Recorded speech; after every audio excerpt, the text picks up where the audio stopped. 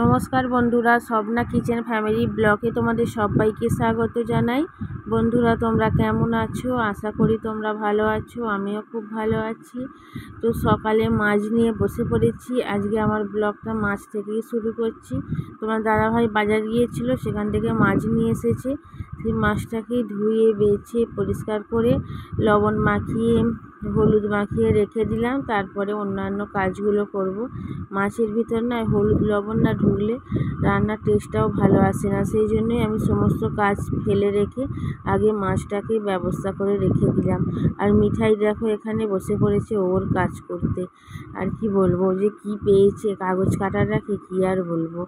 ও যেন ওর কাজের মধ্যেই একটা পেয়ে গেছে, যেটা আমায় করতেই হবে। ওখানে কাগজ কাটছে, এখানে আমার ভাত হচ্ছে। আর দেখো উনুনটাও গেল নিভে। আর ভালো লাগে না, এত গরমের মধ্যে না উনুন নিভে গেলে নিজেকে বিরক্ত লাগে। যাই হোক, ভিতরটা লাল হয়ে আছে তো একটা কাঠ দিয়ে দিচ্ছি, ও যখন পারে জ্বলে যাবে। দিয়ে আমি এইদিকে চলে এলাম। এখানে ডাল বসিয়ে দিয়েছি। আজকে মুসুরির ডাল হচ্ছে। গ্যাসের মধ্যেই বাদবাকি রান্না করছি। ওখানে উনুনে কাঠ দুটো দিয়ে এলাম। আর সমস্ত সবজি কাটাও হয়ে গেছে, তার সাথে বাটনা বাটাও হয়ে গেছে। সব কিছু করেই তারপরে রান্না বসিয়েছি। আর এখানে মুড়ি নিয়ে চলে এসেছে দেখো। সেই মুড়িগুলোকে আমি চেলে দিয়েছি একটা চালুনি দিয়ে। আর মিঠাই কি করছে, বাটি করে করে তুলছে। ও তো শুনছেই না আমার কথা। ওর খেয়ালেতে সেই বাটি নিয়ে মুড়ি তুলবে বলে আমাকে বলল।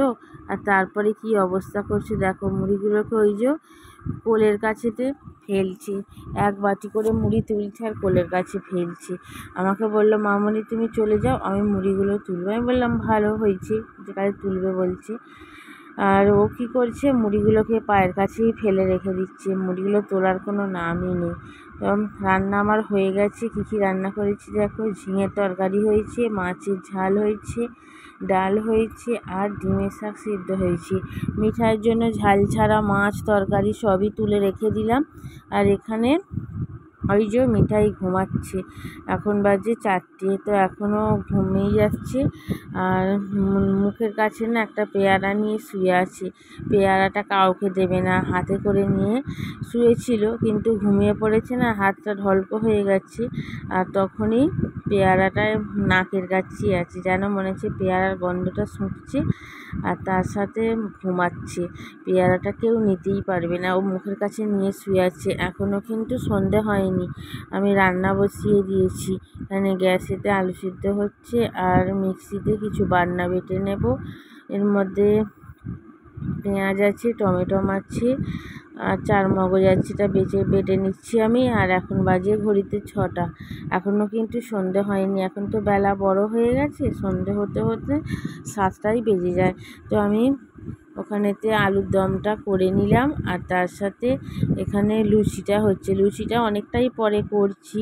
সন্ধে দিয়েছি, মিঠাইকে ঘুম থেকে তুলে ওকে খাইয়ে তারপরে কিন্তু ময়দাটা আমার আগেই মাখা হয়ে গিয়েছিল। সন্ধে দেওয়ার আগে ময়দা মেখে রেডি করে রেখে দিয়ে তারপর সন্ধে দিলাম। তারপর মিঠাইকে ডেকে খাইয়ে আবারও রান্নার কাছে চলে এলাম। তো লুচি হচ্ছে আর হচ্ছে আলুর দম। তো এই হচ্ছে আমাদের রাত্রিরে রান্না। রাত্রিরে রান্নাটা সেরে নেবো তাড়াতাড়ি করে। তারপরে এখনও পর্যন্ত মিঠাইকে পড়াতেই বসিনি। একটু বসিয়ে দিলাম লাল চা। তো লাল চাটা বসালাম অনেকটা বেশি পরিমাণে, আমি একা খেলে অল্প একটু বসাই। তো লাল চাটা আমি বসিয়েছি। আর তার সাথে একটু সকালের মশলাও আমি বেটে নিলাম। তো কী মশলা বেটেছি দেখো। বন্ধুরা, ব্লগটা এখানেই শেষ করছি। বাই।